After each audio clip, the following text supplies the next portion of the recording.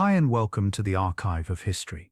Close your eyes for a moment and imagine standing at dawn on the edge of the ancient world, where the first light touches monuments so vast, so impossibly beautiful, that travelers crossed seas and deserts just to glimpse them. These were not merely buildings or statues. They were dreams made manifest in stone and bronze and gold, declarations of what humanity could achieve when ambition met artistry, when power met devotion, when empires poured their wealth into something meant to touch eternity. Tonight you will journey with me to 7 places that defined wonder itself in the ancient world. You will stand before pyramids that have watched 50 centuries pass. You will walk through gardens that bloomed impossibly in the desert heat. You will crane your neck to see the face of Zeus himself, rendered in ivory and gold by the greatest sculptor who ever lived. These 7 monuments rose from the Mediterranean world in an age when travel was perilous and the known world was small, yet their fame spread so far that even now, more than 2,000 years after most of them crumbled to dust, their names still carry the weight of legend. Before we drift off, I am always curious to know where my listeners are tuning in from and what time it is that they are listening tonight. Let me know in the comments. Tonight we will trace the arc of human ambition across 1,000 years and 1,000 miles. We will explore not just the monuments themselves, but the lives of those who built them, the civilizations that birthed them, and the slow, inevitable work of time that brought them down. Some fell to earthquakes. Some were burned by conquerors or torn apart for building materials. Only one, impossibly, still stands in something close to its original glory. But all of them, even in their absence, continue to shape how we think about greatness, about beauty, about what it means to build something that might outlast us. The ancient Greeks, those incurable travelers and list makers, began cataloguing the world's most remarkable sights more than 2 millennia ago. The list evolved over centuries, shaped by changing empires and shifting borders, but by the time it solidified into the canonical 7, it captured something essential about the classical world's understanding of excellence. These were the places that made even the most jaded observer stop and whisper in awe. Now, let the noise of the modern world fade away. Let go of the concerns that followed you here. Tonight you belong to the ancient world. You will walk on ground that has not existed for 2,000 years. You will see colors and hear sounds that no living person has experienced. You will understand, perhaps for the first time, why our ancestors believed that to witness these wonders was to glimpse the dwelling places of gods, or the work of giants, or perhaps something even more remarkable, the full measure of what human hands and minds could accomplish when given time, resources, and a vision of glory. So settle in, let your breathing slow, and prepare to walk with me through the greatest monuments the ancient world ever raised. Our journey begins where all great journeys through antiquity must begin, in Egypt at Giza, before a pyramid that was already impossibly ancient when Alexander the Great stood in its shadow. You stand at the edge of the Giza Plateau in the year 2560 before the Common Era. The sun has not yet risen, but the eastern horizon glows with the promise of light. Before you, emerging from the darkness like a geometric mountain, rises the Great Pyramid of Khufu. You have traveled far to reach this place, following the Nile upstream from the delta, and now, in this liminal moment between night and day, you see it in its full glory. The pyramid is not the weathered, sand-colored giant that modern tourists photograph. It is dressed in gleaming white Tura limestone, polished so smooth that it catches even this faint pre-dawn light and seems almost to glow from within. At its apex, a pyramidion of electrum, an alloy of gold and silver, waits to catch the first rays of sun and blaze like a beacon visible for miles across the desert. This is not a tomb, not in any simple sense. This is a machine for eternity, a stairway to the heavens, a monument to the divine power of the pharaoh and the organizational genius of his people. The scale of what stands before you defies easy comprehension. The pyramid's base covers 13 acres. Each side measures more than 750 feet in length, and they align with the cardinal directions with an accuracy that would challenge modern surveyors. The structure rises to a height of nearly 480 feet, making it the tallest building in the world, a distinction it will hold for more than 3,800 years. More than 2 million limestone blocks went into its construction, each weighing an average of 2.5 tons, though some of the granite blocks in the interior chambers weigh as much as 80 tons.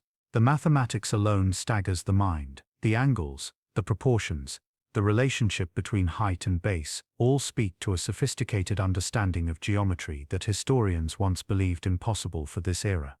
As dawn breaks and the sun touches the pyramidion, you watch it ignite in golden fire, and you understand why the ancient Egyptians called these structures Akhet, meaning glorious or shining ones.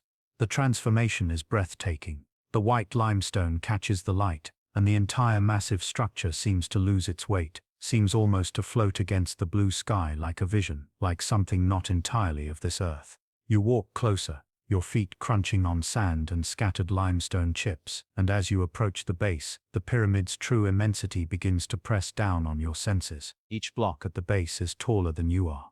The faces stretch upward at that perfect angle of 51 degrees, converging at a point so far above that you must tilt your head back until your neck aches to follow them. But how was such a thing built?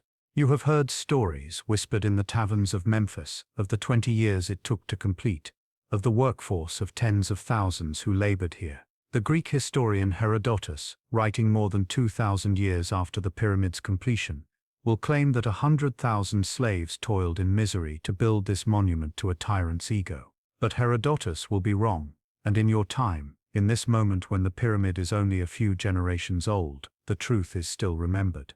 The workers were not slaves, they were skilled laborers, farmers who came during the inundation season when their fields lay underwater, paid in beer and bread and onions, organized into crews with names that have been found carved into the stone. Friends of Khufu and drunkards of Menkaure. They lived in a workers' city just south of the pyramid, a temporary settlement that archaeologists will one day excavate, finding the remains of bakeries and breweries capable of feeding thousands, finding the bones of cattle butchered to feed the workforce, finding even a cemetery where workers were buried with honor, their tombs tiny echoes of the Great Pyramid they helped build. The construction site must have been one of the most remarkable spectacles in the ancient world. Imagine the ramps, some internal, some external, spiraling around the growing pyramid or leading straight up its face. The ropes made of papyrus and date palm fiber, thick as a man's arm, straining as teams of workers hauled blocks up the incline. The sound of copper chisels ringing against stone, the rhythmic grunting of men pulling in unison, the overseers calling out timing, the creak of wooden sledges sliding over logs moistened with water to reduce friction. The quarries at Tura, across the Nile, where workers cut the white limestone-facing stones, achieving edges so precise that even now, after millennia of weathering and stone robbing, you cannot slide a knife blade between many of the remaining blocks. The granite quarries at Aswan, nearly 500 miles to the south, where teams worked for months to extract single massive blocks, then loaded them onto barges to float downstream during the flood season. You enter the pyramid through the original entrance on the north face, a passage so narrow that you must bend double to pass through. The air inside is cool and dry, a relief after the growing heat outside. The passage descends at a steep angle, cut through the living rock beneath the pyramid, and then levels out into a horizontal corridor. The walls are smooth, the angles perfect, every surface speaking of meticulous planning and execution. You follow the ascending passage toward the Grand Gallery, a corbelled corridor that rises at the same steep angle, its walls stepping inward in a series of overlapping stones that create a ceiling more than 28 feet above the floor. The acoustics here are strange, your footsteps echoing in unusual ways, and you can hear your own breathing magnified and returned to you. At the top of the Grand Gallery, you must climb through another low passage, and then you emerge into the king's chamber.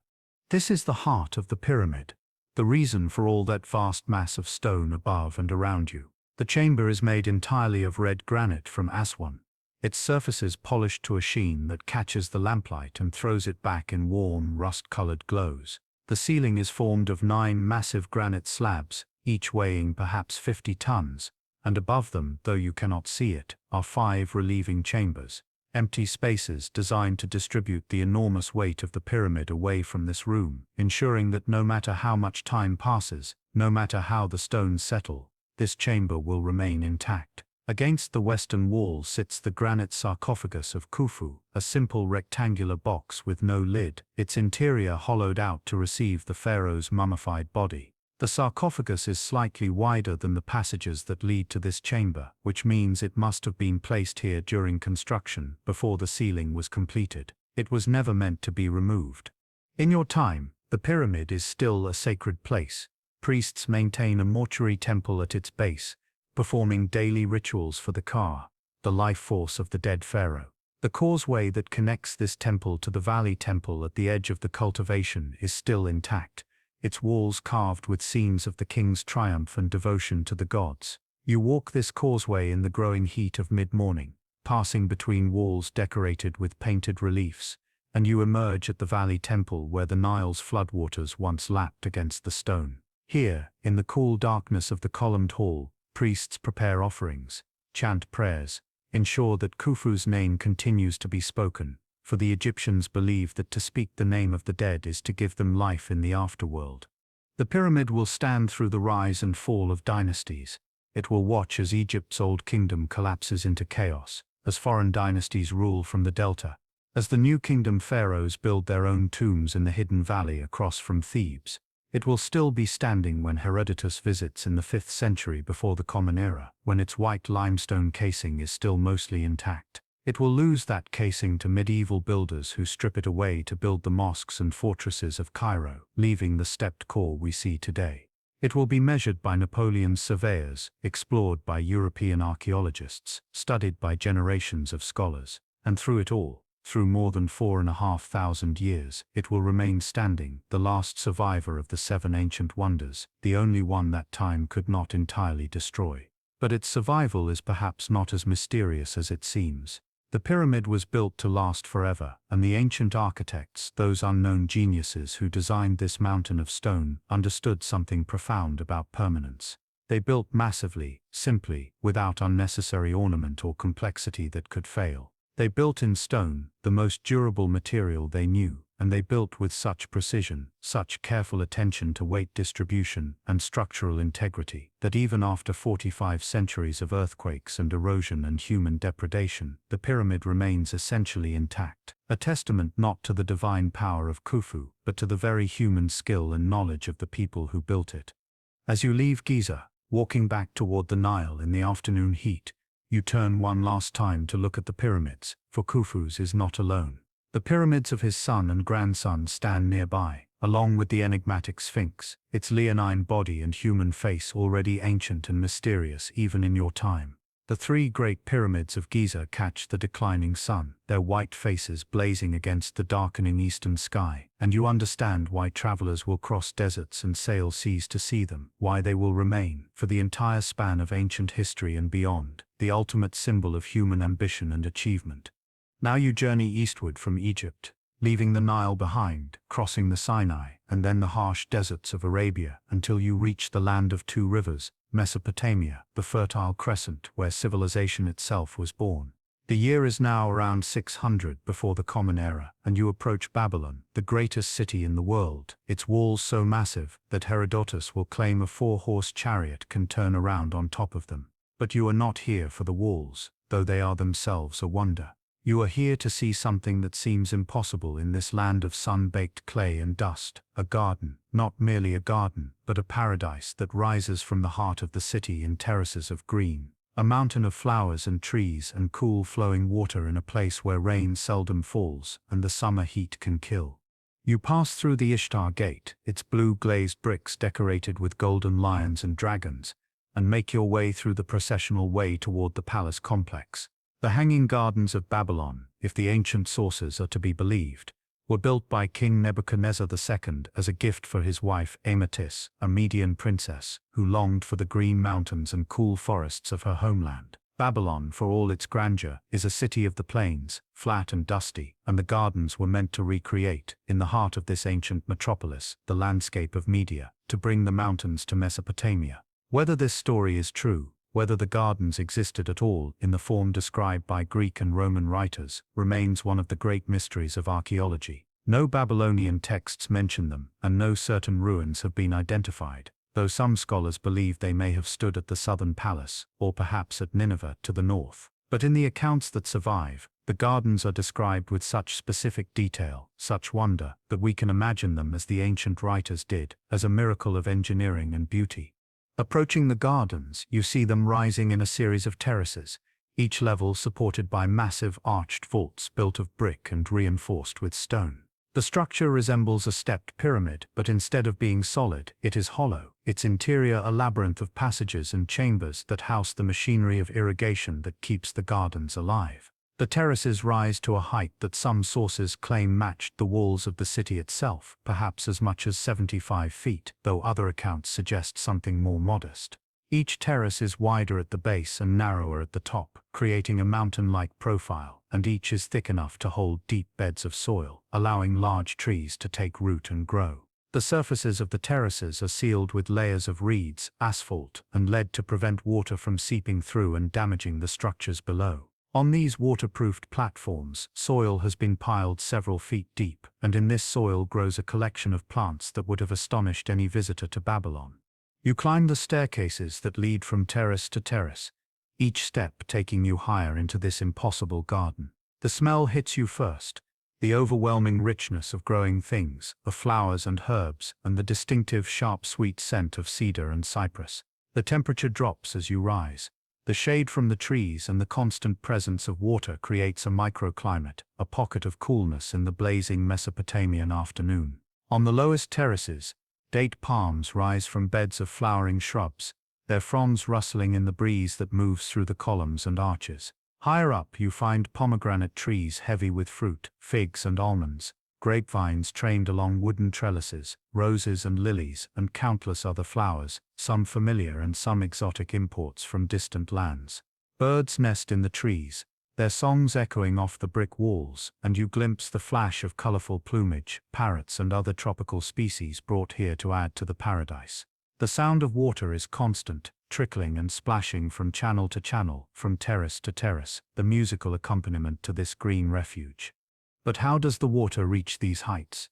Babylon sits beside the Euphrates, but the river runs far below the level of the gardens, and water does not flow uphill naturally. The ancient accounts speak of a remarkable machine, a system of pumps and screws worked by slaves or possibly by oxen, lifting water from the river to a reservoir at the top of the garden, from which it flows downward through a carefully designed network of channels and pipes, watering each terrace in turn before draining away into the city's irrigation system. Some scholars suggest the use of the Archimedean screw, a helical device that can lift water when rotated, though Archimedes himself will not be born for another 300 years. Perhaps the Babylonians used a chain of buckets, an endless belt of leather or bronze vessels that scooped water from the river and delivered it to the heights. Or perhaps they used a different system entirely, some method that has left no trace in the archaeological record. What matters is that it worked, that somehow the engineers of Babylon solved the enormous challenge of lifting thousands of gallons of water each day to keep this garden alive in one of the driest climates on earth. You find a bench carved from alabaster on one of the middle terraces and sit in the dappled shade of a pomegranate tree. From here, you can look down over the lower levels of the garden and out across the city beyond. Babylon spreads before you, a vast expanse of mud brick buildings and palm-lined streets. The ziggurat of Itemenki, rising in the distance, its 7 levels painted in different colors ascending toward the heavens. The Euphrates cuts through the city, its waters bronze in the afternoon light, and you can see the constant traffic of boats and barges, the commerce of empire flowing along the river. But here, in the gardens, you seem to exist in a different world entirely, a world of deliberate beauty and artificial nature. A world where human will has triumphed over the harsh realities of climate and geography. The gardens serve multiple purposes beyond their beauty. They are a demonstration of royal power, proof that the king can command nature itself, can make water flow upward and forests grow where no forests should exist. They are a pleasure ground for the royal family and the nobility, a place to escape the heat and dust of the city, to walk in shade, to hear birdsong instead of the noise of markets and workshops. They may also have had a religious significance, representing the sacred mountain, the axis mundi, where earth touches heaven, a physical manifestation of the cosmic order. Ancient Mesopotamian religion was intimately connected with the idea of the mountain, the dwelling place of the gods, and to create an artificial mountain in the flat land of Babylon was to bring the divine presence into the heart of the city. As evening approaches and the shadows lengthen, you descend from the gardens back to the streets of Babylon. The contrast is jarring. The gardens exist as an anomaly, a bubble of green and coolness in a world of clay and heat. Once you step outside their precincts, you are back in the dusty reality of an ancient city. The smell of smoke and animals and humanity, the press of crowds in narrow streets, the noise of merchants and craftsmen. The gardens remain visible, rising above the palace walls, but they seem almost unreal now, a vision or a dream, something too beautiful to quite believe in. And perhaps that is why, when Babylon eventually falls to the Persians and then to the Greeks, when Alexander the Great conquers the city and plans to make it his capital, the gardens begin to fail. Without the constant maintenance, without the army of workers needed to keep the irrigation system functioning, the water stops flowing, the soil dries out, the plants wither and die. Within a few generations, the gardens are gone, leaving only descriptions in Greek and Roman texts, descriptions so fantastical that modern scholars have questioned whether they existed at all, whether they might have been a confusion with other Mesopotamian gardens, or perhaps a legend that grew in the telling, a story about an impossible paradise that captured the imagination of the ancient world. Yet the very fact that the gardens were described as hanging suggests something unusual about their design, something that distinguished them from ordinary palace gardens. The Greek word used is kremastoi, which can mean hanging or suspended, suggesting that the terraces projected out from the supporting structure in some way, or that plants grew from openings in walls, creating the impression that the gardens floated in midair. Whatever the truth of their construction, whatever the reality behind the legend, the hanging gardens of Babylon represented something profound, the dream of paradise, the human desire to create beauty and abundance in defiance of nature's limits, to make the desert bloom and the mountains rise from the plains. They stood, for however long they stood, as proof that with enough wealth, enough labor, enough engineering skill, almost anything was possible. And when they fell, as all things must fall, they left behind a legend that has outlasted the city that housed them, a legend that continues to inspire wonder more than 2,000 years after the last rose bloomed on their terraces. Your journey continues westward now, across the mountains and down to the Aegean coast of Asia Minor, to the prosperous Greek city of Ephesus. The year is 550 before the Common Era, and you have come to see the Temple of Artemis, the Artemision, which stands in the marshy lowlands outside the city walls. Even from a distance, the temple dominates the landscape. Its marble columns, more than 100 of them, rise from the marshy ground like a forest of white stone, each one nearly 60 feet tall, each one carved with intricate reliefs. The temple is enormous, measuring more than 350 feet in length and nearly 200 feet in width, making it one of the largest temples in the Greek world. But size alone does not explain why travelers consider it one of the wonders of the world. It is the combination of scale, beauty, craftsmanship, and religious significance that makes the Artemision extraordinary. Artemis herself is an ancient goddess, far older than the Greek colonists who settled this coast. The Artemis worshipped here is not the virgin huntress of mainland Greek mythology, but a hybrid deity combining Greek elements with the attributes of the Anatolian mother goddess Cybele. Her cult statue, which stands in the temple's inner sanctum, is unlike anything in Athens or Corinth. The statue is made of dark wood, possibly ebony, and it depicts the goddess in a standing pose, her arms outstretched, her torso covered with what might be multiple breasts or perhaps bull's testicles, symbols of fertility and abundance. She wears a crown in the shape of a temple, and her lower body is decorated with rows of animals and mythological creatures. This is Artemis as the mistress of animals, the great mother, the protector of the wild places and the civilized world alike. The temple's approach is lined with smaller shrines and monuments, votive offerings from cities and individuals across the Mediterranean. As you walk closer, you begin to appreciate the skill that went into the temple's construction. The platform on which it stands required enormous foundation work. The marshy ground had to be drained and stabilized with layers of charcoal and fleeces, materials that would compress under the weight but not rot in the damp environment. The platform itself is built of marble blocks so precisely cut that they fit together without mortar. The columns, each one a masterpiece, are not simple cylinders but works of sculpture.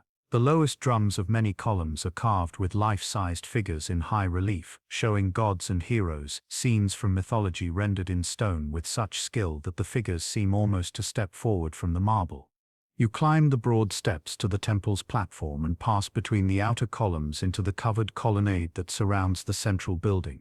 The ceiling above you is made of massive cedar beams, and between the beams you can see panels of carved wood and painted decoration. The spaces between columns are filled with a kind of stone latticework, allowing air and light to enter while maintaining the sense of sacred enclosure. The scent of incense is strong here, a mixture of frankincense and myrrh, and you can hear the murmur of prayers and the soft chanting of priestesses from within the temple. As a visitor, you are allowed into the outer areas of the temple, but the innermost sanctuary, where the cult statue resides, is reserved for initiates and priests.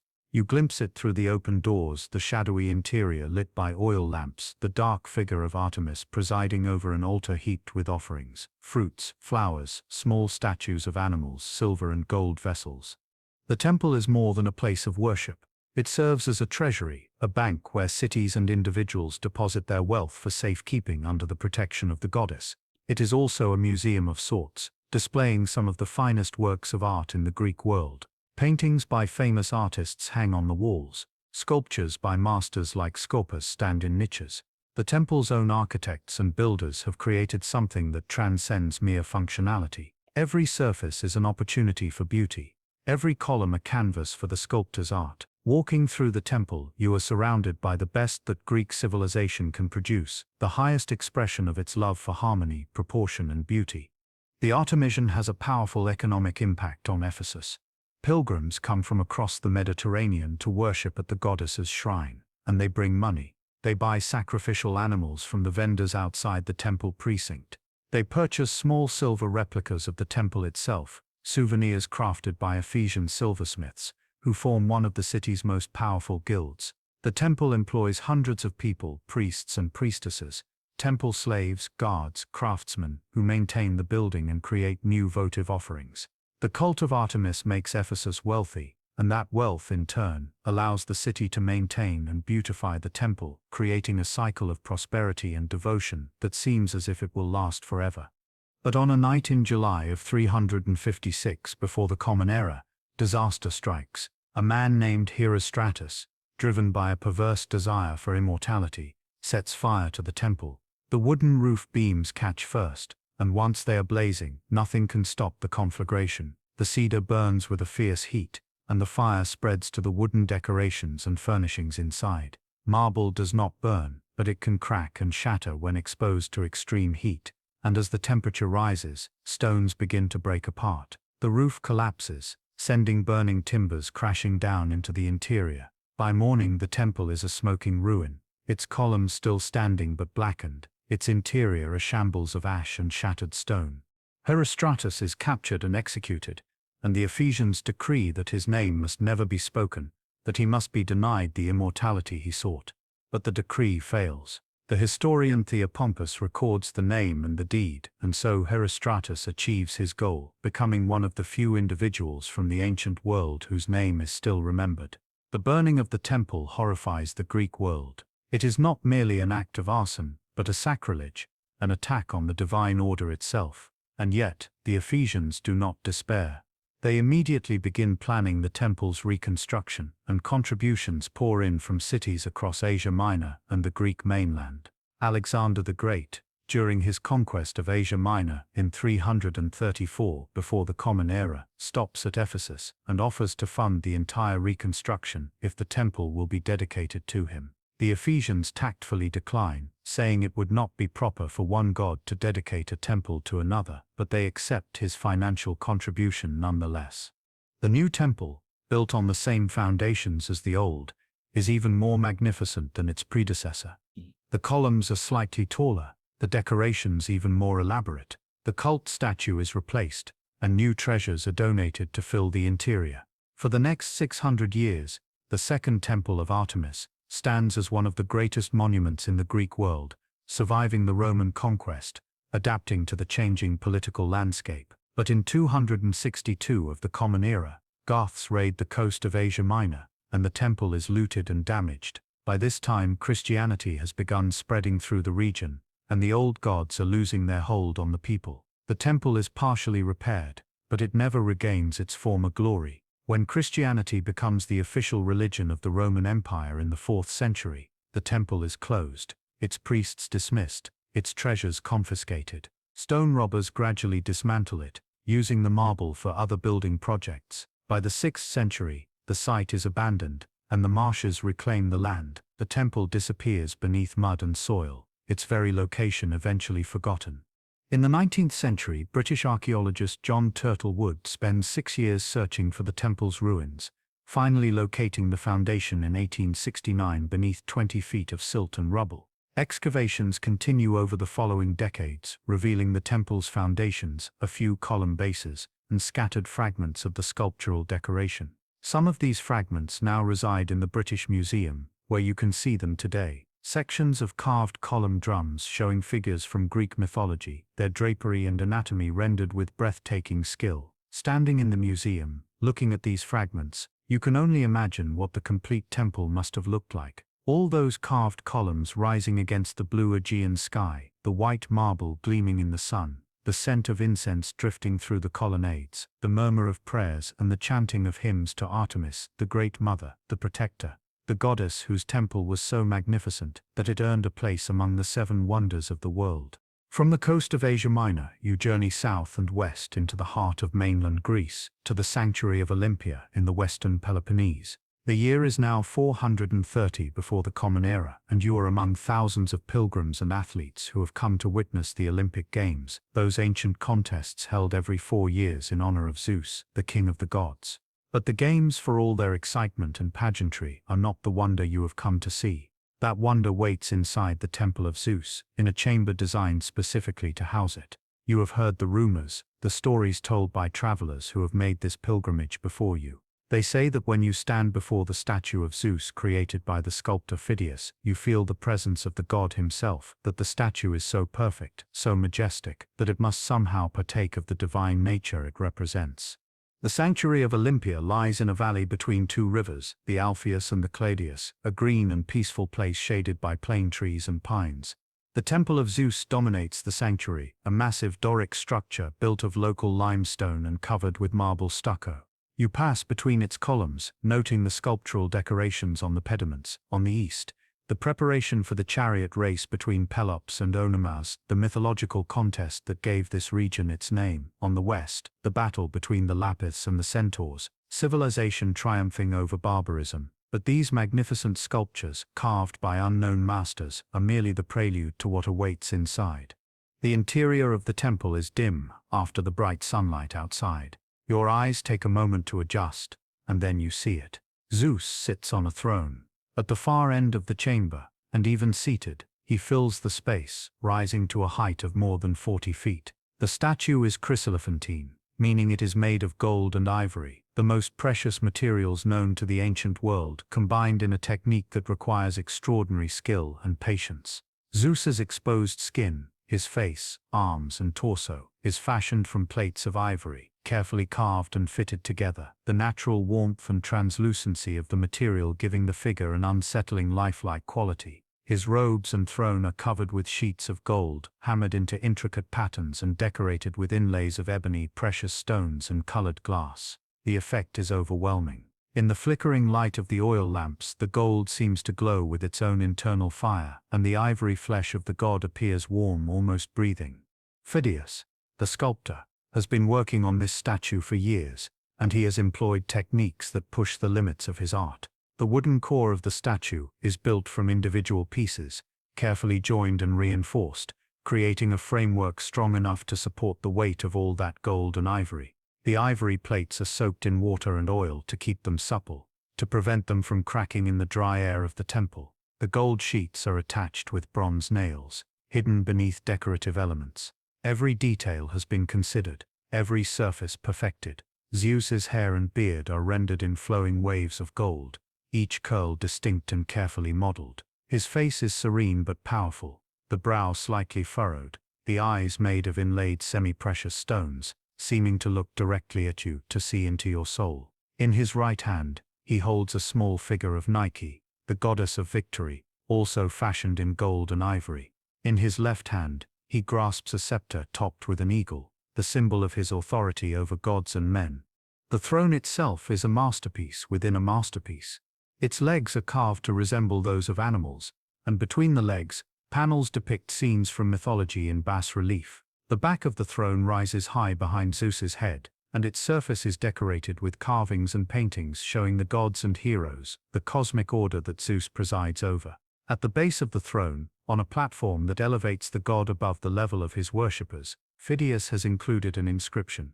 Phidias, son of Charmides, the Athenian, made me. It is one of the few times an ancient sculptor signed his work, and the placement suggests that Phidias saw this statue as the culmination of his career, his ultimate achievement. Standing before the statue, you understand why ancient writers said that anyone who died without seeing Zeus at Olympia had lived an incomplete life. The statue's scale is part of its power, but not the whole of it. What truly moves you is the expression that Phidias has given to Zeus, a quality that the Latin writer Quintilian will later describe as having added something to received religion. This is not merely a representation of Zeus. It is Zeus as the Greeks believed he should be, majestic but not cruel, powerful but not capricious. The embodiment of order and justice and divine authority. The statue captures something essential about the Greek conception of the gods, the idea that they are like humans but perfected, free from the weaknesses and limitations that constrain mortal life. The workshop where Phidias created the statue still stands near the temple, and if you had visited during the years of construction, you could have watched the master and his assistants at work. The workshop is the same size and shape as the temple's interior chamber, allowing Phidias to assemble and test the statue in a space identical to its final home. The floor of the workshop is littered with ivory chips, gold leaf, tools of every description. There are sketches on the walls, preliminary studies for various elements of the statue. There are molds for casting bronze details, crucibles for melting gold, jars of pigments for painting the decorative elements. The workshop is a combination of artist's studio, metalworking shop and carpentry, a place where art and craft and sheer physical labor combine to create something that transcends all three. The statue of Zeus remains in the temple at Olympia for more than 800 years, surviving the Roman conquest of Greece, continuing to inspire awe in generations of visitors. The games continue, and every 4 years, athletes and spectators come from across the Mediterranean world, and all of them enter the temple to stand before Zeus and feel, if only for a moment, the presence of the divine. But in the year 393 of the Common Era, the Roman Emperor Theodosius I, a Christian, bans the Olympic Games as a pagan festival. The sanctuary of Olympia is closed, its priests dismissed, its treasures confiscated. The statue of Zeus, however, does not remain in the abandoned temple. At some point in the early 5th century, the statue is moved to Constantinople, the new capital of the Roman Empire, where it is placed in the palace of Lausus, a wealthy collector of ancient art. And there, in the year 475, the statue meets its end. A fire sweeps through the palace, and the statue of Zeus, made of wood and ivory and gold, is consumed by flames. The ivory burns, the gold melts, and the wooden framework collapses into ash. Nothing remains but scattered fragments, small pieces of ivory and gold that archaeologists will one day find in the ruins. The statue that Phidias created, the statue that moved viewers to tears and prayers, the statue that defined how the ancient world imagined the king of the gods, is gone, surviving only in descriptions by ancient writers, and in small copies and coins that give us a faint idea of what it must have looked like. The workshop at Olympia has been excavated, and archaeologists have found Phidias's tools, molds, and even a cup inscribed with the words, "I belong to Phidias." But the statue itself, that supreme achievement of ancient art, exists now only in memory, in the written accounts that tell us how it moved those who saw it, how it seemed not merely to represent Zeus, but to embody him, to make the invisible visible, to give form to the divine. You journey now across the Aegean Sea to the southwestern coast of Asia Minor, to the city of Halicarnassus, modern-day Bodrum in Turkey. The year is 350 before the Common Era, and the city is in mourning and celebration simultaneously. Mausolus, the satrap who ruled this Persian province as a near-independent king, has died 2 years earlier, and his widow, Artemisia II, who was also his sister, as was the custom among Carian royalty, has commissioned a tomb for him unlike any the world has seen. The tomb will not only house his remains, but will stand as an eternal monument to his power, his culture, his legacy. It will be so magnificent that Artemisia's grief-stricken love and Mausolus's ambition will be memorialized in stone and sculpture, creating a new word in the vocabulary of architecture, mausoleum. a tomb worthy of a king. The structure rises on a hill overlooking Halicarnassus harbor, its position chosen to be visible from the sea, announcing to all who approach that this city was home to greatness. The mausoleum is not merely large, though it certainly is that, standing approximately 140 feet tall. What makes it a wonder is the fusion of architectural styles and the quality of its sculptural decoration. The tomb combines elements from Greek, Egyptian, and Lycian architecture, reflecting the cosmopolitan nature of Halicarnassus and Mausolus's role as a mediator between the Persian Empire and the Greek world.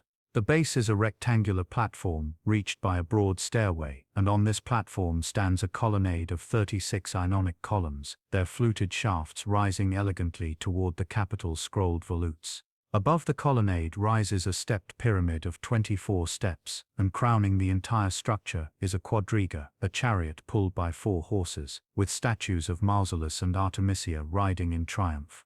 Artemisia has spared no expense in securing the greatest artists of the age to decorate the tomb. 4 of the most famous sculptors in the Greek world, Scopas, Bryaxis, Leochares, and Timotheus, have each been assigned one side of the monument. The result is a gallery of sculpture that showcases the pinnacle of 4th century Greek art. The friezes that run around the monument depict battles between Greeks and Amazons, the legendary warrior women, with each figure rendered in dynamic, lifelike poses. The horses rear and plunge, the warriors strain in combat. The drapery of their clothing swirls around their bodies, revealing the anatomy beneath. Each panel is a masterpiece of composition and execution, the figures seeming almost to move as you walk around the monument, the illusion of depth and motion created through careful manipulation of relief and shadow. Between the columns stand more statues, life-sized and slightly larger, representing gods, heroes, and members of Mausolus's family. These freestanding sculptures add another layer of magnificence to the monument, their poses varied, their expressions individual. Walking through the colonnade, you pass among these stone witnesses to Mausolus's glory, and you feel the weight of his accomplishments, the sense of a life lived on a grand scale, a ruler who transformed Halicarnassus from a minor port into a cultural capital, who built harbors and fortifications, who patronized the arts and attracted the best minds and talents of his age. The interior of the mausoleum contains the burial chamber, though access is restricted. Within Mausolus's sarcophagus rests in a chamber designed to protect it for eternity. The walls are lined with marble, and niches hold treasures placed there to accompany the dead ruler into the afterlife. But Artemisia does not live to see the monument's completion. She dies within 2 years of Mausolus, and her remains are placed alongside his in the tomb. The artists continue their work, driven now not by the commissions of a living patron, but by the desire to complete what they have begun, to create something that will outlast them all. When the mausoleum is finally finished, it stands as a testament to human love and ambition, a declaration that some lives deserve to be remembered, that greatness should be marked by beauty, that death itself can be transformed into an occasion for art. The mausoleum survives for more than 1600 years, overlooking the harbor of Halicarnassus through the rise and fall of empires. It stands when Alexander the Great conquers the Persian Empire. It stands when Rome absorbs the eastern Mediterranean into its empire. It stands through the conversion of the Roman world to Christianity, when so many pagan monuments are destroyed or Christianized. The mausoleum is simply too beautiful, too impressive to be torn down for religious reasons.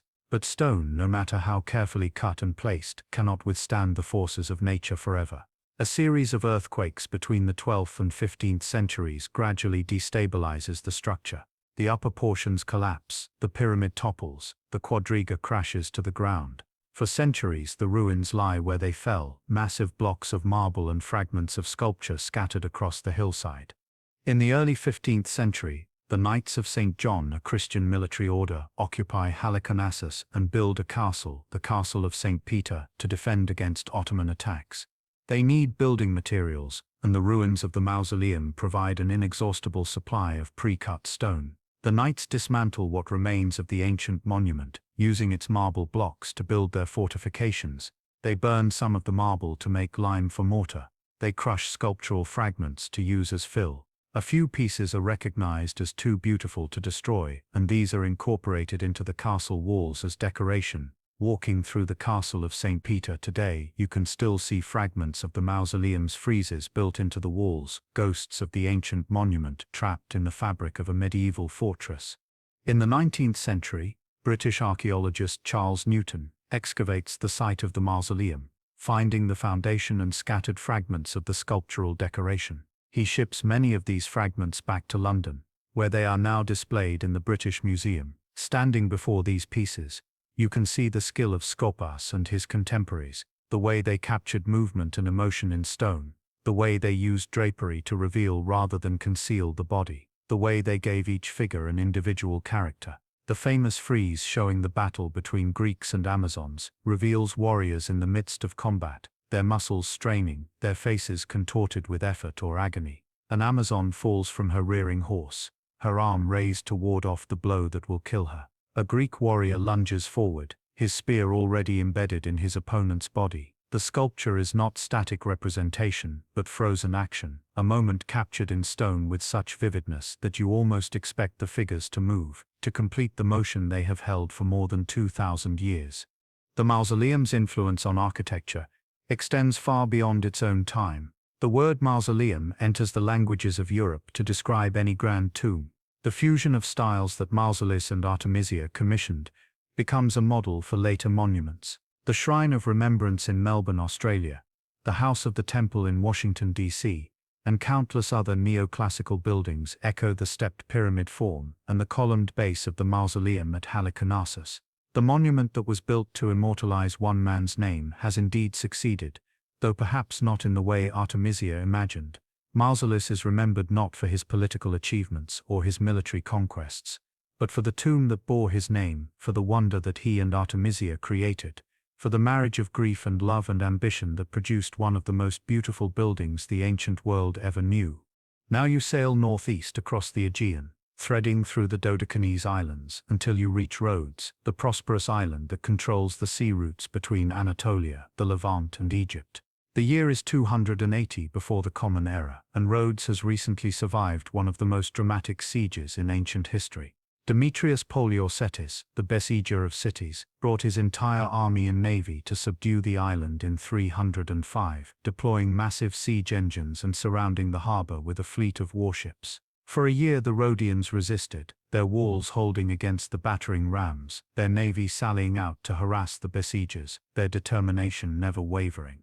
Finally, Demetrius withdrew, leaving behind his siege equipment, and the Rhodians, in gratitude for their deliverance, and to honor their patron god Helios, the sun god, decided to build a monument unlike any the world had seen, a bronze colossus that would stand at the entrance to their harbor, a guardian and a symbol of their freedom. The sculptor Chairs of Lindos receives the commission, and he faces a challenge that has never been attempted before. The statue he must create will stand more than 100 feet tall, making it one of the tallest statues in the ancient world. It will be made of bronze, which means that somehow he must cast and assemble enough bronze panels to cover a framework of that size, and he must ensure that the structure is stable enough to withstand the winds that sweep through the harbor and the earthquakes that periodically shake this region. The statue will depict Helios himself, the god whose radiance illuminates the world, whose chariots pull the sun across the sky each day. The Rhodians worship Helios as their patron and protector, and the Colossus will be both an offering to the god and a declaration to the world that Rhodes, though small, is a power to be respected. For 12 years, Chairs and his team of craftsmen work on the Colossus. The process is painstaking and expensive. The core of the statue is built first, a framework of iron bars and stone, creating an internal skeleton that can support the weight of the bronze skin. Around this framework, workers build earthen ramps, spiraling upward as the statue rises, allowing them to work at height and to transport materials. The bronze is cast in large plates, each one hammered and shaped to fit precisely against its neighbors, and these plates are attached to the iron framework with bolts and rivets. As each section is completed, the earthwork is built higher, and the next level of bronze skin is added. It is a technique adapted from the construction of large buildings, applied to sculpture on a scale never before attempted. Contrary to the popular image, the Colossus does not straddle the harbor entrance with a foot on each side. Such a pose would be structurally impossible, and it would block the harbor entrance during the years of construction, which the commercial-minded Rhodians would never tolerate. Instead, The statue stands on the shore, perhaps near the harbor entrance or possibly on a hill overlooking it. The exact location has been lost to history and remains a subject of scholarly debate. What matters is the impression it makes. Helios stands with one hand raised to his brow, shielding his eyes as he gazes out to sea, or perhaps holding a torch aloft to guide ships safely to harbor. His other hand rests on a spear, or holds some other attribute of his divinity. He wears a radiate crown, rays of sunlight projecting from his head like the sun itself. The bronze is left to develop its natural patina, giving the statue a warm golden-brown color that catches the Mediterranean sunlight, making the colossus glow in the dawn and dusk, almost as if it is illuminated from within. Seeing the colossus for the first time approaching Rhodes by ship, you understand why it is counted among the wonders of the world. The scale alone is breathtaking. The statue is as tall as a modern 12-story building, dominating the harbor and the city behind it. But more than size, it is the audacity of the achievement that impresses. This is not a statue carved from a single piece of stone, where the material itself provides stability. This is hollow bronze, thin plates held together by iron and ingenuity, and yet it stands stable, resisting the winds and the weather, a triumph of engineering as much as art. The ships entering the harbor pass in the shadow of the colossus, and the sailors look up in awe, understanding that they are arriving at a place of wealth and power, a city that can afford to build such a monument, a city protected by a god made manifest in bronze. But the colossus's time is tragically short. In the year 226 before the Common Era, just 54 years after its completion, a massive earthquake strikes Rhodes.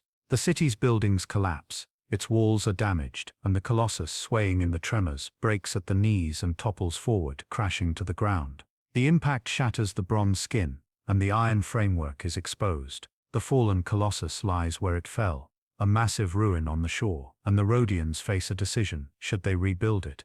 They consult the oracle of Apollo at Delphi, and the oracle advises against reconstruction, warning that the gods are displeased. Whether the Rhodians truly believe this, or whether they simply lack the resources to rebuild after the devastating earthquake, they leave the colossus where it lies. And there it remains for more than 800 years, the fallen colossus becoming a tourist attraction in its own right. Ancient writers describe visitors climbing over the massive bronze fragments, marveling at the size of the thumb, which is thicker than most men can embrace, or the fingers, each one larger than many statues. The broken pieces lie scattered along the shore, and ships continue to enter the harbor, passing the ruins of the monument that was built to guard them.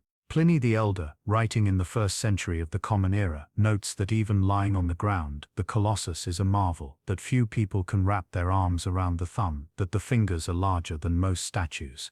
In the year 654, according to later accounts, Arab forces capture Rhodes, and the new rulers sell the bronze of the fallen colossus to a Jewish merchant from Edessa, who loads it onto 900 camels to transport it away for melting down. Whether this story is true, or whether the bronze was gradually scavenged over the centuries by locals who needed metal for tools and weapons, the result is the same: the colossus disappears, leaving behind only the memory of its existence and the word colossus itself, which enters the vocabulary of every European language as a term for something extraordinarily large or impressive. The Colossus of Rhodes has inspired countless later monuments. The Statue of Liberty in New York Harbor, designed by French sculptor Auguste Bartholdi, is a direct descendant of the Colossus, a massive copper statue standing on an island at a harbor entrance, holding a torch aloft to welcome ships. Bartholdi explicitly referenced the Colossus when designing Liberty, seeing it as a model for how sculpture could function as a symbol of freedom and welcome. The Colossus, in its brief existence and its long afterlife in legend and imagination, has had an influence far beyond what its 54 years of standing might suggest. It represents the audacity of human ambition, the willingness to attempt the impossible, to build on a scale that challenges the gods themselves. And perhaps that is why the oracle advised against rebuilding it, not because the gods were displeased, but because the oracle understood that some achievements are meant to be unique, that some monuments should exist once and once only, blazing briefly like a meteor before disappearing, leaving behind a light that continues to illuminate human imagination across the centuries. From Rhodes you sail south and east, crossing the open Mediterranean to reach the coast of Egypt. The year is now 250 before the Common Era, and you approach Alexandria, the city founded by Alexander the Great, less than a century earlier. A city that has already become the greatest port in the Mediterranean world, the meeting point of three continents, the capital of Ptolemaic Egypt, and the intellectual center of the Hellenistic world. But before you see the city itself, before you make out the white buildings and the great palaces along the shore, you see the lighthouse, the Pharos of Alexandria, rising from a small island at the harbor entrance. Even from miles away, it dominates the horizon, a tower of white limestone that seems impossibly tall, and at night, the light from its beacon can be seen from 40 miles at sea, guiding ships safely through the treacherous waters to the twin harbors of Alexandria. The lighthouse is the last of the 7 ancient wonders to be built, commissioned by Ptolemy I Soter, Alexander's general who became king of Egypt after Alexander's death, and completed during the reign of his son Ptolemy II Philadelphus. The architect is Sostratus of Cnidus, a Greek engineer who has designed a structure that combines practical function with architectural grandeur. The lighthouse serves an essential purpose. Alexandria's coastline is low and featureless, making it difficult for sailors to locate the harbor entrance, especially in the haze and heat of the Mediterranean summer. The lighthouse solves this problem by providing a landmark visible from far out to sea, and by night it offers a beacon of fire that guides ships home. As your ship approaches the island of Pharos, connected to the mainland by a causeway called the Heptastadion, you begin to appreciate the lighthouse's true scale. The structure rises in 3 distinct tiers, each with its own architectural character. The base is a massive square platform, perhaps 300 feet on each side, with a cylindrical tower rising from its center. This base section, approximately 200 feet tall, is built of solid limestone blocks, creating a foundation strong enough to support the immense weight above. The walls are decorated with pilasters and false windows, and at the corners, statues of tritons blow conches, the sound carrying across the water to welcome or warn approaching ships. The second tier is octagonal, rising another 100 feet or so, its 8 faces oriented to the cardinal and ordinal directions, allowing the light to shine in all directions. This section is also made of limestone, but lighter in construction, with real windows that allow light from the beacon chamber above to shine through. The third and highest tier is circular, a columned structure perhaps 30 feet tall, and it is here that the beacon itself resides. You disembark at the base of the lighthouse and climb the internal ramp that spirals upward through the structure. The ramp is wide enough for 2 donkeys to pass, and indeed animals are used to carry fuel to the top. The only practical way to supply the enormous quantity of wood needed to keep the beacon burning.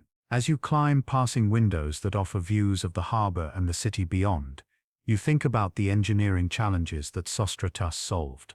The foundation of the lighthouse is built on the living rock of the island, but even rock can shift and settle, and a structure this tall and heavy must be designed to withstand not just its own weight, but also the battering of storms and the shaking of occasional earthquakes. The walls are thick at the base, thinning as they rise, reducing weight while maintaining strength. The materials are chosen for durability. Limestone for most of the structure, with harder granite used for corners and edges where wear is greatest. Reaching the top, you emerge into the beacon chamber, and you understand why the Pharos is considered one of the wonders of the world. The fire that burns here is not a simple bonfire. It is a carefully tended furnace, fed with seasoned wood that burns hot and clean, producing a bright yellow flame. Behind the fire, a large curved mirror made of polished bronze focuses and intensifies the light, projecting it out to sea in a beam that can be seen for miles. The mirror can be adjusted to direct the beam in different directions, sweeping the horizon, ensuring that no approaching ship goes unnoticed. The heat from the fire is intense, and the men who tend it work in short shifts, constantly feeding wood to the flames, adjusting the mirror, watching for ships that might need guidance. At the very top of the lighthouse, above the beacon chamber, stands a statue, perhaps of Zeus Soter, the savior, or perhaps of Poseidon, god of the sea, or even Alexander himself deified. The statue serves as both decoration and lightning rod, protecting the structure from electrical storms. From the top of the lighthouse, the view is spectacular. To the west you see the great harbor, its waters filled with ships from across the known world, grain ships from the Nile Delta, merchant vessels from Greece and Asia Minor, warships of the Ptolemaic navy. To the east lies the Eunostos harbor, the harbor of happy return, and between the harbors, The city itself spreads along the coast, its white buildings gleaming in the sun. You can make out the royal palace complex, the great library and museum, the Temple of Serapis, the Caesareum, the broad avenues that run perpendicular to the shore. Alexandria is a planned city, laid out on a grid pattern that makes it easy to navigate, and from this height, you can see the logic of its design, the way the streets channel wind from the sea into the city, cooling it, the way the harbors are positioned to provide shelter from different wind directions. The lighthouse functions as more than a navigational aid. It is a symbol of Alexandria itself, of the city's role as a beacon of learning and culture in a world that often seems dark and dangerous. The Ptolemies who rule Egypt are patrons of science and the arts, and Alexandria becomes the home of the greatest library in the ancient world, a place where scholars from across the Mediterranean gather to study, debate, and push the boundaries of human knowledge. The lighthouse, with its innovative engineering and its practical application of geometry and optics, embodies the same spirit of inquiry and innovation. Sostratus, the architect, is said to have hidden an inscription beneath the plaster. Sostratus, the son of Dexophanes the Cnidian, on behalf of all sailors to the divine saviors. The official dedication may have been to the Ptolemies, but Sostratus's hidden inscription claims the lighthouse for its true purpose and for the sailors it serves. For more than 1600 years, the Pharaohs of Alexandria continues to function, surviving the Roman conquest of Egypt, the conversion of the empire to Christianity, the Arab conquest in the 7th century. Sailors across the Mediterranean know the lighthouse, depend on it, use it as a landmark and a guide. The word pharaohs itself enters many languages as a term for lighthouse, another linguistic legacy of the 7 wonders, but like all the wonders except the Great Pyramid, the pharaohs cannot withstand forever. A series of earthquakes between the 10th and 14th centuries gradually damages the structure. The upper sections collapse, reducing the lighthouse's height. The beacon goes dark. By the 15th century, the lighthouse is a ruin, its stones scattered along the shore, its function as a navigational aid replaced by smaller, more modern structures. In the late 15th century, the Mamluk Sultan Qaitbay builds a fortress on the site of the lighthouse, using the fallen stones of the pharaohs as building material. The citadel of Qaitbay still stands today, a medieval fortress incorporating the remains of an ancient wonder. In recent decades, underwater archaeologists have explored the waters around the citadel, finding massive stone blocks, columns, and statues lying on the seabed, the debris of the pharaohs' collapse. Some of these artifacts have been raised and put on display, allowing us to see fragments of the lighthouse that guided so many sailors home, the wonder that stood for more than a millennium and a half, a testament to the power of human ingenuity to create beauty and utility in equal measure, to build something that serves not just the glory of a king, but the safety and welfare of all who venture onto the dangerous seas. You have now visited all 7 wonders of the ancient world, traveling from Egypt to Mesopotamia, from Asia Minor to mainland Greece, from Rhodes to Alexandria, seeing monuments that represent the pinnacle of ancient achievement in architecture, engineering, and sculpture. But why these 7? Why not 8 or 10 or 12? The concept of the 7 wonders is itself a creation of the ancient world, specifically of Greek travel writers and poets who began as early as the 5th century before the Common Era to compile lists of the most remarkable sites in the known world. The number 7 has significance across many cultures.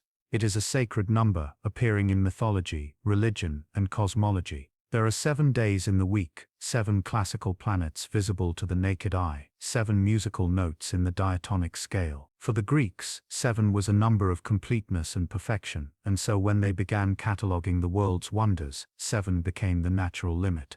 The earliest surviving lists of wonders come from Herodotus, the Greek historian who traveled extensively through the Mediterranean and Near East in the 5th century before the Common Era. Herodotus did not explicitly create a list of 7 wonders, but his histories mention many of the monuments that would later be included: the pyramids of Egypt, the hanging gardens of Babylon, the walls of Babylon itself. Later writers built on Herodotus's work, adding and subtracting monuments as tastes changed and as new structures were built. Callimachus of Cyrene, a scholar at the Library of Alexandria in the 3rd century before the Common Era, compiled a collection of wonders from around the world, though his work has not survived. The list we recognize today as the canonical Seven Wonders was likely formalized by Antipater of Sidon, a Greek poet who lived in the 2nd century before the Common Era. Antipater's poem, preserved in the Greek anthology, describes 7 wonders and makes clear why they were chosen. He writes, "I have gazed on the walls of impregnable Babylon, along which chariots may race, and on the Zeus by the banks of the Alpheus. I have seen the hanging gardens and the colossus of the Helios, the great man-made mountains of the lofty pyramids, and the gigantic tomb of Mausolus. But when I saw the sacred house of Artemis that towers to the clouds, the others were placed in the shade, for the sun himself has never looked upon its equal outside Olympus." This poem, with its references to spectacle and scale, to human achievement rivaling the divine, captures the spirit of the ancient wonder lists. These monuments were chosen not merely because they were large or expensive, but because they inspired awe, because they seemed to transcend the ordinary limits of human capability. It is worth noting what was excluded from the canonical list. The walls of Babylon, which Antipater mentions, were sometimes included in early lists, but were gradually replaced by the hanging gardens. The Ishtar Gate of Babylon, with its blue-glazed bricks and golden reliefs, was surely as impressive as many of the 7 wonders, but it never made the final cut. The Pharaohs of Alexandria was a late addition to the list, not appearing until the 6th century of the Common Era, sometimes replacing the walls of Babylon or other monuments. The list evolved over time, shaped by the changing political and cultural landscape of the ancient world. As Rome conquered the Mediterranean, Roman writers adapted the Greek lists, sometimes adding Roman monuments like the Colosseum or the Baths of Caracalla, but the Greek canonical 7 remained the standard. What united these 7 disparate monuments? They were all located in the Greek world, or in regions with strong Greek influence, from Egypt to Mesopotamia to the islands and coasts of the Mediterranean. This is not coincidental. The 7 wonders represent a Greek perspective on the world, a view from Athens or Alexandria, or Rhodes, of what constituted the known world and its greatest achievements. Monuments in India, China, or sub-Saharan Africa, no matter how impressive, were beyond the horizon of Greek travelers and thus could not be included. The 7 wonders are, in essence, a map of the Hellenistic world, the world created by Alexander the Great's conquests and maintained by his successors, a world where Greek culture mixed with local traditions to create something new and cosmopolitan. The 7 wonders also share certain characteristics that reveal ancient values and aesthetic preferences. They are all large, built on a scale that challenges human perception. They demonstrate technical skill and innovation, solving engineering problems that seem impossible. They are beautiful, decorated by the finest artists and craftsmen, and they are expensive, requiring enormous resources and labor to construct, which means they represent not just individual genius but also state power, the ability of kings and cities to mobilize wealth and workers for projects that serve glory rather than immediate practical need. In this sense, the 7 wonders are monuments to ambition, to the drive to create something permanent, something that will outlast its creators and declare to future generations, "We were here, we were powerful, we were skilled, and we made something beautiful." The ancient wonder lists also reveal an understanding of impermanence. Even as these monuments were being built, their creators must have known that nothing lasts forever. Earthquakes, fires, floods, wars, and the simple passage of time would eventually bring down even the greatest structures. And yet the wonders were built anyway, in defiance of this knowledge, asserting that the attempt itself has value, that beauty and grandeur are worth pursuing even if they cannot be preserved forever. This tension between the desire for permanence and the acceptance of impermanence runs through all of ancient culture. The Greeks built in marble because it lasts longer than wood, but they knew that even marble crumbles. The Egyptians built in granite, believing they were creating eternal monuments, but they too understood that eternity is a relative concept, that what lasts 1,000 years is not truly eternal but simply very long-lasting. The 7 wonders also functioned as a kind of curriculum for travelers in the ancient world. To see all 7 was to complete a grand tour of the civilized world, to educate yourself about different cultures and traditions, to witness the full range of human achievement. This idea of travel as education, of broadening one's horizons by visiting famous places, is still with us. The modern concept of tourism, the idea that seeing the world's great monuments is valuable in itself, descends directly from the ancient practice of visiting the 7 wonders. The Greeks traveled to see the pyramids not because they had business in Egypt, but because they wanted to experience something extraordinary, to stand before something that would move them, that would give them stories to tell when they returned home. And what moves us about these monuments, even now more than 2,000 years after most of them disappeared? Perhaps it is the audacity, the willingness to dream on such a vast scale. Perhaps it is the skill, the mastery of materials and techniques that allowed ancient engineers and artists to turn those dreams into reality. Perhaps it is the beauty, the recognition that even the most practical structures were decorated, ornamented, made into works of art. Or perhaps it is simply the connection to the past, the understanding that the people who built these wonders were like us, driven by the same desires for meaning and permanence, facing the same limits of mortality and resources, and yet choosing to build anyway, to create something that might, if they were lucky, outlast them and carry their names into the future. The seven wonders of the ancient world remained largely lost to European consciousness during the Middle Ages, their locations forgotten, their very existence questioned. But with the Renaissance and the Age of Exploration came a renewed interest in the classical world, and European scholars and adventurers began to seek out the ruins of these legendary monuments. The rediscovery of the ancient wonders is itself a story of obsession, scholarship, and archaeological innovation, spanning centuries and involving some of the most famous names in the history of archaeology. The Great Pyramid of Giza never truly disappeared from view. It stood through the Middle Ages, its white limestone casing gradually stripped away by builders who needed materials for Cairo's mosques and fortifications. But the core remained impossible to miss, impossible to ignore.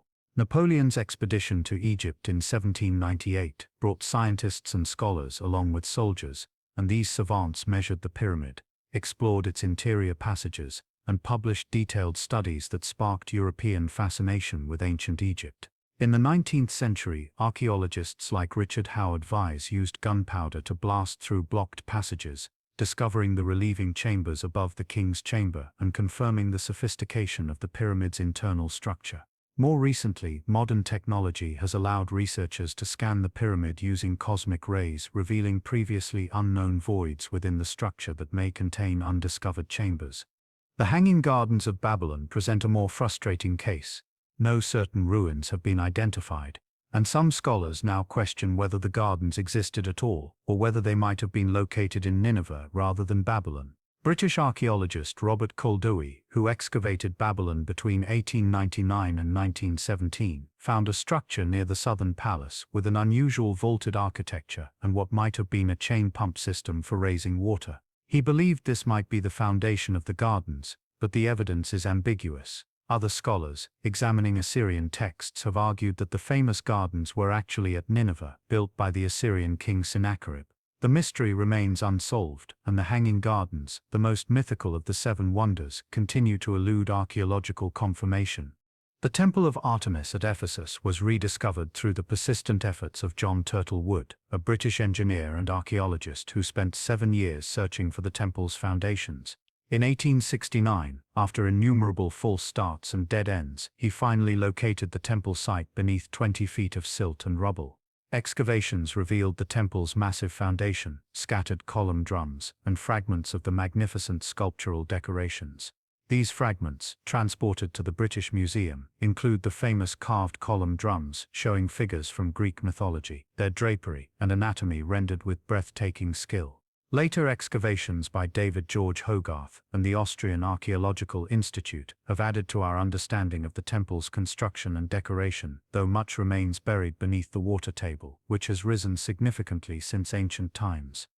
The workshop of Phidias at Olympia was excavated by German archaeologists in the 1950s, and the discoveries there have given us extraordinary insights into the creation of the statue of Zeus.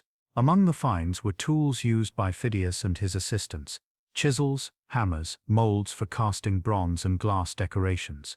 Most remarkably, archaeologists found a cup inscribed with the words "I belong to Phidias," providing direct physical evidence of the master sculptor's presence at the site. The workshop's dimensions match those of the temple's interior chamber, confirming ancient accounts that the statue was assembled in a specially designed space. Though the statue itself is lost forever, these discoveries allow us to reconstruct the process of its creation with remarkable accuracy.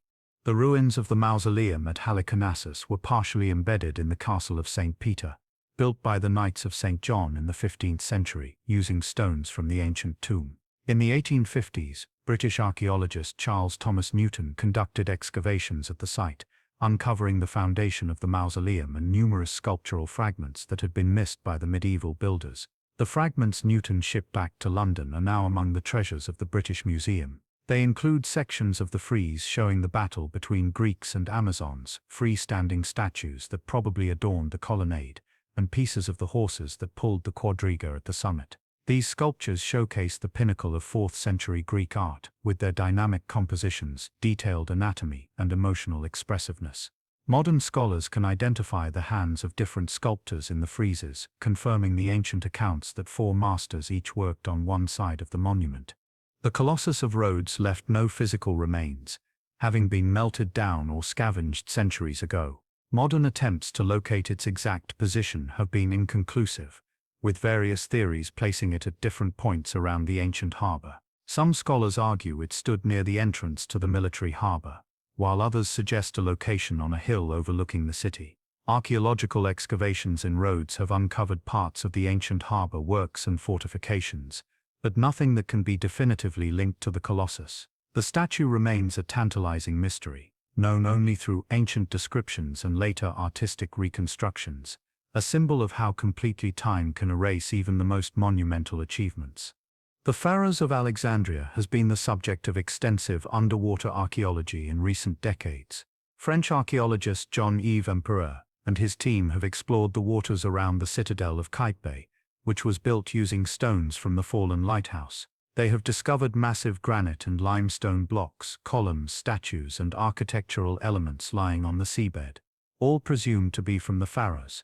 Some of these artifacts have been raised and are now on display in Alexandria's museums. The underwater discoveries have allowed archaeologists to create more accurate reconstructions of the lighthouse's appearance, though debates continue about its exact height and the nature of the beacon mechanism.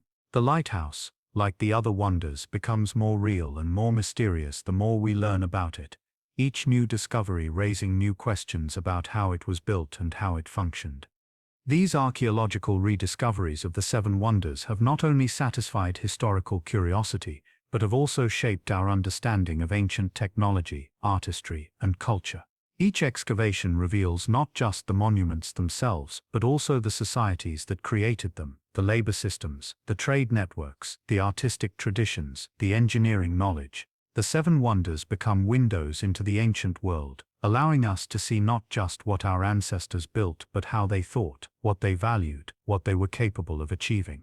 The fragments in museums, the foundations beneath parking lots and fields, the underwater ruins, all speak to us across millennia, telling us that human ambition, creativity, and skill have always pushed against the limits of the possible, that every age has its wonders, its monuments to hope and glory. The influence of the 7 ancient wonders extends far beyond antiquity, shaping architecture, inspiring artists, and affecting how we think about monuments and greatness.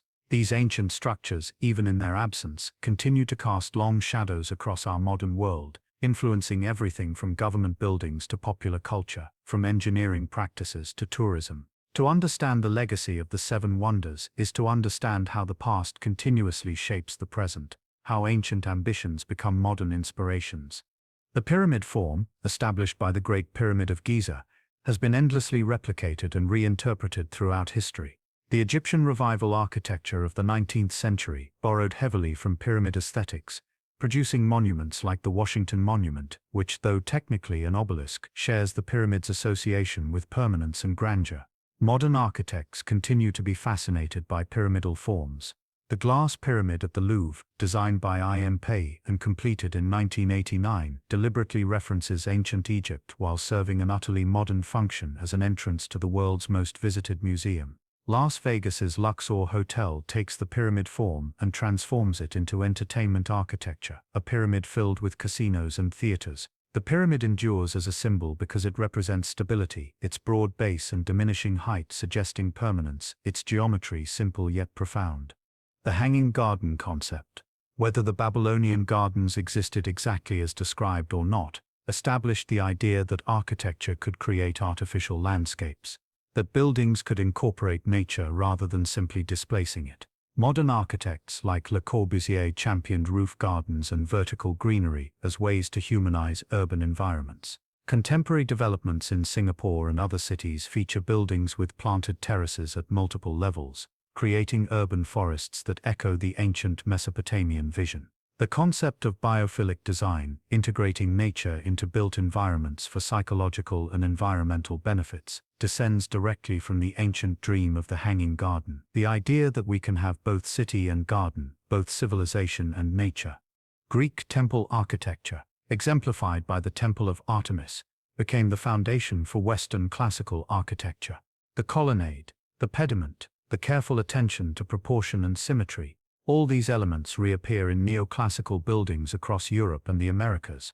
The British Museum, which houses fragments from both the Artemision and the Mausoleum, is itself a Greek Revival building, its facade featuring massive Ionic columns that recall the ancient temple. Government buildings, banks, universities, museums throughout the Western world adopted Greek temple forms, associating themselves with the values those forms represented: democracy, reason, permanence, cultural achievement. The very idea that important buildings should be beautiful, that they should incorporate the finest materials and craftsmanship, comes to us from the Greek temples, structures that were simultaneously functional and monumental.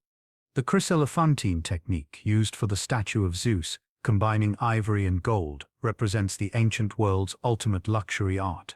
And while the technique itself has not been widely revived due to its expense and the difficulty of obtaining materials, the concept of using the most precious materials for sacred or important sculptures continued through medieval goldsmith work, jeweled reliquaries, and Baroque church decorations. More broadly, the Zeus statue established a tradition of colossal sculpture, the idea that great ideas or important figures deserve representation on a superhuman scale. Mount Rushmore, with its massive carved presidential heads, descends from this tradition, as do the massive statues of Buddha across Asia, the Cristo Redentor overlooking Rio de Janeiro, and countless other monumental sculptures. The mausoleum at Halicarnassus invented, or at least perfected, the monumental tomb as architectural form. The word mausoleum itself has entered every European language, but beyond nomenclature, the structure influenced tomb architecture for centuries. The Castel Sant'Angelo, in Rome, originally the mausoleum of Hadrian, borrows elements from the Halicarnassus original. The Taj Mahal, while distinctly Mughal in style, shares with the mausoleum the concept of the tomb as a monument of such beauty and scale that it becomes a destination, a landmark, a symbol of a civilization's artistic achievement.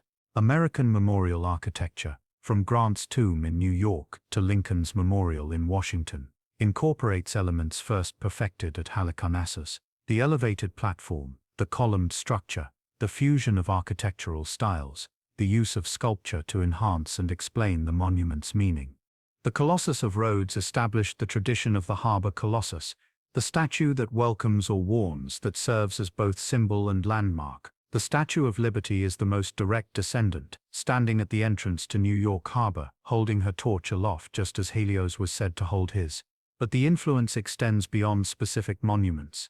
The idea that cities should mark their identity with recognizable symbols, that public sculpture should operate at a civic or national scale, comes from Rhodes. The Angel of Independence in Mexico City, the Motherland Calls statue in Volgograd, the Spring Temple Buddha in China, all these and hundreds of other colossal statues around the world represent the continuing appeal of monumentality, the desire to create landmarks that can be seen from afar, that announce the presence and importance of a place. The pharaohs of Alexandria established the functional monument, the structure that serves a practical purpose, while also achieving aesthetic excellence.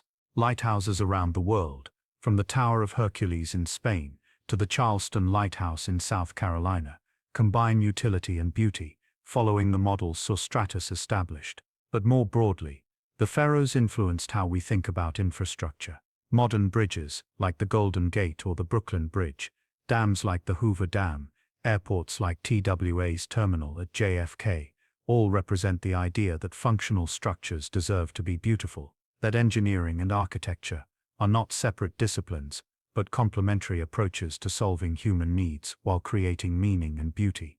The Seven Wonders also influenced modern preservation efforts and the development of the World Heritage concept. UNESCO's World Heritage List, established in 1972, seeks to identify and protect sites of outstanding universal value, continuing the ancient tradition of recognizing and celebrating human achievement. The modern new Seven Wonders of the World, chosen through a global poll in 2007, deliberately echoes the ancient list, while acknowledging that the world is larger and more diverse than the ancient Greeks knew. The Great Wall of China, Petra, Christ the Redeemer, Machu Picchu, Chichen Itza, the Colosseum, and the Taj Mahal represent different cultures, different approaches to monumentality, but they serve the same function as the ancient wonders. They give us destinations. They provide standards of excellence. They remind us what humans can achieve when vision meets skill and resources. Perhaps the deepest legacy of the Seven Wonders is not architectural or artistic, but philosophical. They teach us about impermanence, about the gap between ambition and achievement, about the inevitability of decay. 6 of the 7 are gone, destroyed by natural disasters or human violence or simple neglect. Only the Great Pyramid remains, weathered and worn, stripped of its glory, but still standing. This ratio, 1 survivor out of 7, tells us something important about our place in time. We build hoping our works will last forever, knowing they almost certainly will not. The value lies not in the permanence, but in the attempt, in the beauty created, in the moments of awe experienced by those who witnessed these wonders in their full glory. We build for ourselves and for our immediate descendants, and if something we create lasts longer, if it speaks across centuries or millennia to people we will never meet, that is a gift, an unexpected grace, not something we can count on or design for. The Seven Wonders remind us to build anyway, to create beauty even in the face of inevitable loss, to make our brief moment in time as glorious as we can manage, trusting that the effort itself has meaning, that beauty matters, that greatness, however temporary, is worth pursuing. Now our journey through the 7 wonders of the ancient world comes to its end. You have walked beside the Nile at dawn, watching sunlight touch the white limestone face of the Great Pyramid. You have climbed through terraced gardens in Babylon, feeling the cool spray of fountains in the desert heat. You have stood in the columned sanctuary at Ephesus, breathing incense smoke and hearing the prayers of pilgrims. You have looked up at Zeus seated on his throne at Olympia, confronting the divine rendered in ivory and gold. You have walked around the mausoleum at Halicarnassus, studying the friezes that show heroes in eternal combat. You have watched the sun set behind the Colossus of Rhodes, that bronze giant who guarded the harbor. You have climbed the spiral ramp of the Pharaohs at Alexandria, reaching the beacon chamber where fire and polished bronze sent light across the dark Mediterranean. These monuments, 6 of them now vanished, and 1 still standing in weathered glory, represent something fundamental about human nature. We are creatures who build, who create, who strive to make something permanent in an impermanent world. We know that nothing lasts forever. The ancient builders knew this too. They saw older monuments crumbling, older empires falling, older glories fading into legend. And yet they built anyway, pouring their civilization's wealth and knowledge and labor into projects that might outlast them, that might speak to distant generations about what they valued, what they could achieve, who they were. The 7 wonders are not just monuments to gods or kings. They are monuments to this impulse itself, to the human drive to create beauty and meaning, in defiance of time's inevitable victory. Each of the 7 wonders tells a different story about what moves humans to build on such a scale. The Great Pyramid speaks of religious devotion and the organizational capacity of a unified state. The Hanging Gardens speak of love and the desire to make the impossible real. The Temple of Artemis speaks of communal devotion and the wealth generated by commerce and pilgrimage. The statue of Zeus speaks of artistry, of the sculptor's ability to give form to the formless, to make the divine visible. The mausoleum speaks of love transcending death, of the desire to honor and remember. The Colossus speaks of freedom defended, of gratitude for survival, of civic pride. The Pharos speaks of practical service elevated to art, of the marriage between utility and beauty. Together, they encompass the full range of human motivation, devotion, love, ambition, gratitude, service, pride, skill. And what of the one wonder that survives? The Great Pyramid stands on the Giza Plateau today, 45 centuries after its completion, the oldest of the wonders and the only one that time could not destroy.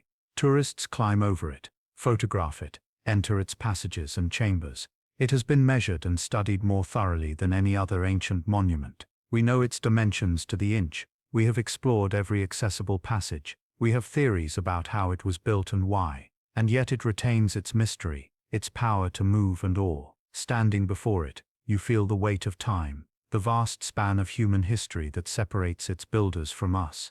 You think of the workers who hauled those blocks, the engineers who calculated those angles, the pharaoh who commanded it built. All of them dust now for millennia, their names mostly forgotten, their lives unimaginable in detail. But the pyramid they made together still stands, still catches the light, still draws travelers from across the world to witness what humans once built, and what, with will and knowledge and organized effort, humans can build again. The 6 vanished wonders live on in a different way. They exist in texts, in fragments displayed in museums, in artists' reconstructions, in our imagination. The hanging gardens bloom in our mind's eye, their reality uncertain, but their symbolic power undimmed. The Temple of Artemis rises in marble splendor, its columns carved with figures that we can glimpse in the British Museum, but whose full glory we must imagine. Zeus sits on his throne, his ivory face serene, his gold robes gleaming, a vision preserved in ancient descriptions and echoed in later art. The mausoleum stands complete in reconstructions, its friezes showing warriors in eternal combat, its pyramid rising to the quadriga at the summit.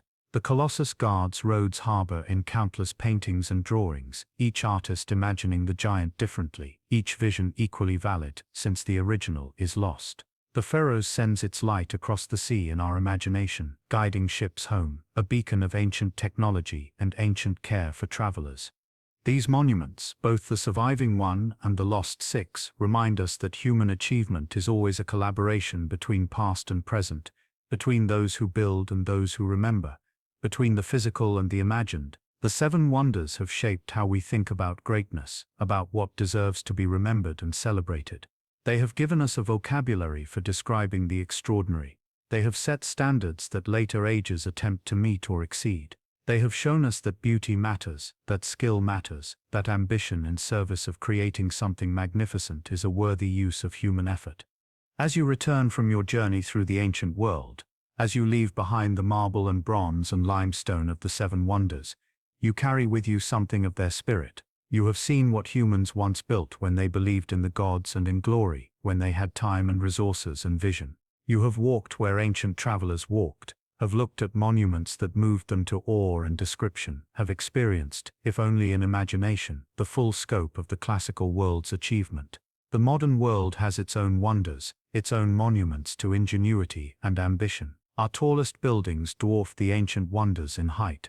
Our bridges span distances the ancients never imagined. Our technology gives us capabilities that would seem like magic to an ancient observer. And yet the 7 wonders of the ancient world continue to fascinate us, continue to draw our attention and respect, because they achieved something that transcends mere size or technical capability. They achieved beauty. They achieved meaning. They achieved permanence of a kind that has nothing to do with physical survival.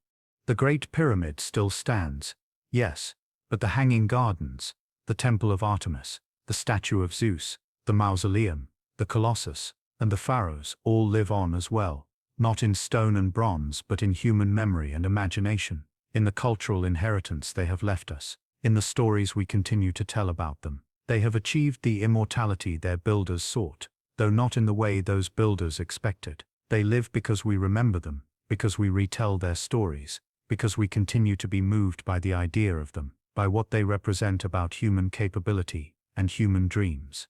And so our voyage through the past comes to an end. The 7 wonders of the ancient world have opened before you, each one a window into a civilization that is gone but not forgotten, each one a testament to what humans can achieve when vision meets skill and determination. The monuments themselves, stone and gold and ivory and bronze, are mostly dust now, returned to the earth from which they came.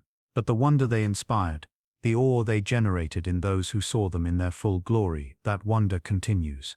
It lives in every person who hears their stories and imagines them complete, who looks at the fragments in museums and reconstructs in their mind the whole, who stands before the Great Pyramid and feels the presence of those vanished millennia. Thank you for joining me tonight on this journey through the ancient world. Our story fades now like the light of the pharaoh's beacon gradually dimming across the distance, but the echoes of these monuments remain, speaking to us still about beauty and ambition and the human desire to create something that might outlast us. Sleep well and dream of distant ages, of marble temples gleaming in the sun, of bronze giants guarding harbors, of pyramids catching the first light of dawn, of gardens blooming impossibly in the desert, of all the wonders that were and the wonders yet to come. Until our next journey into history, rest peacefully and may the stories of the past bring you comfort in the present.